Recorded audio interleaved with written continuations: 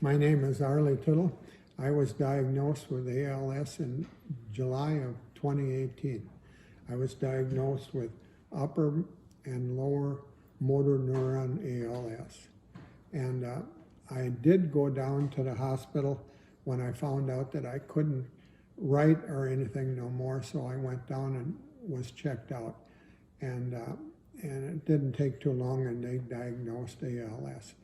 But here at 2 years, I'm still fairly active. I can't use my right hand or arm or shoulder anymore, but I can pretty much do everything except I do have balance problems now. But otherwise, it seems to be everything seems to be going. I went on Riluzole from day one.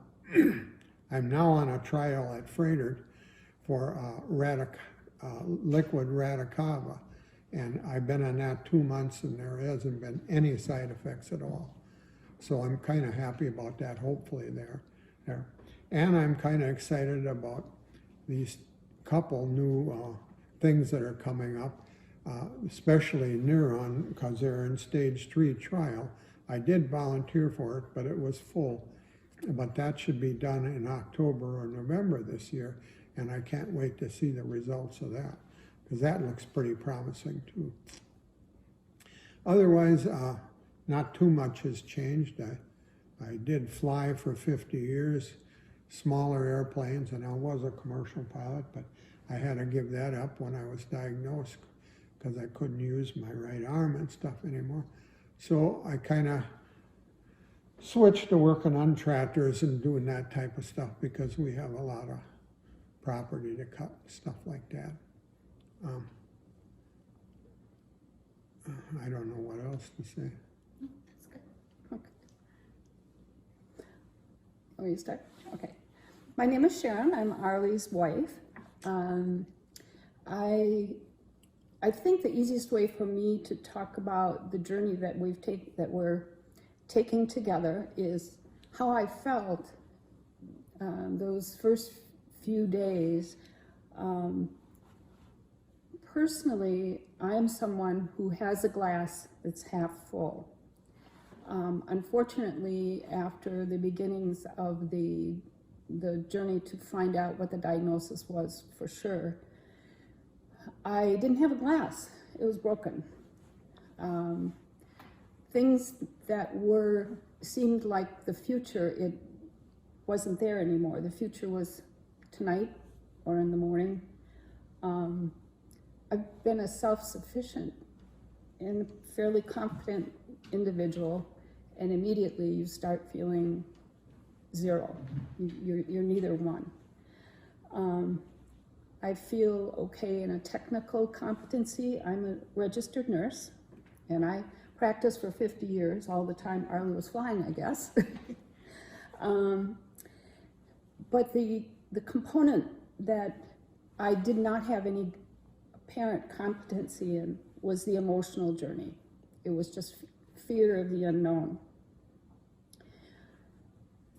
I found out that I was reaching for another glass the night that I went to our first ALS support group. And I started to fill it with water again. This was a place, as I will always think of it, as a place for a soft landing. Thinking about how Arlee and I always wanted a soft landing when we landed that plane.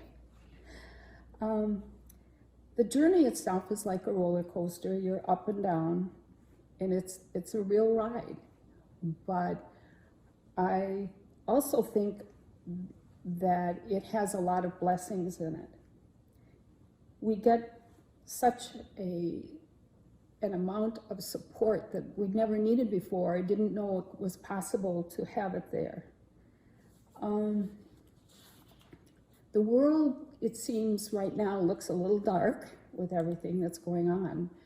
But what also I think is happening is there are so many people that shine a light on us.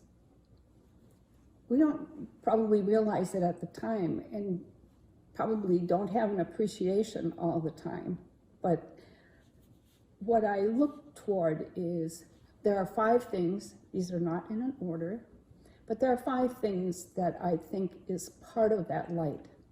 Part of it is the researchers working to find therapies.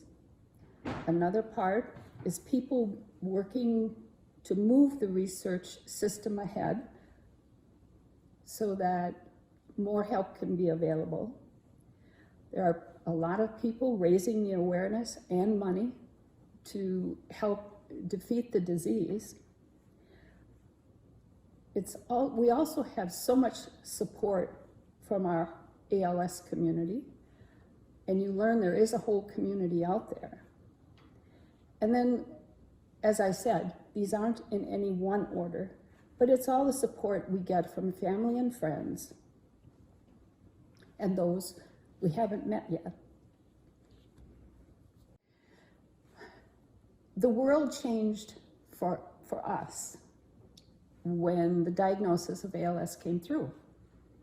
And now, when we look outside, the world has changed for everybody.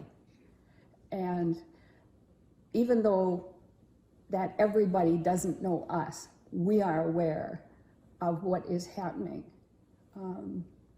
And we'll all get through it. Mm-hmm.